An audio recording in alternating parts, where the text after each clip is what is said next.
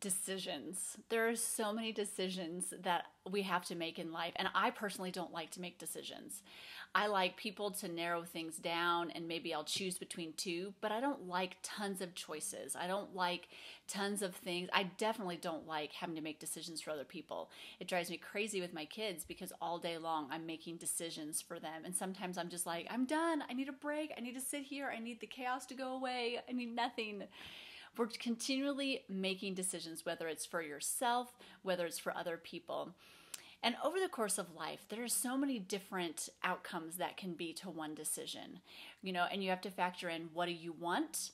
How are you going to get it? Do you have enough money? All those things. And one of the questions that I ask myself when I have to make any important decisions is this: what's the wise thing to do? You see, a lot of times I make decisions based off of what I want, and that's not always the wisest thing to do. I'm deciding between a 1,500 square foot house and a 2,100 square foot house. Well, I have the finances for a 1,500 square foot house, but I really want the 2,100 square foot house. What's the wise thing to do?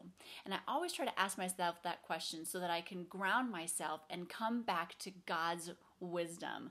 What would God want from me, and what would he have me do that would have the best outcome in my life? Because sometimes it's so hard. I'm pulled between what I really want and what I know to be true. And that question really works in a multiple array of decisions that we have to make. Okay, do we need to go out on a Friday night, or do we need to study for an exam? Well, what's the wise thing for me to do?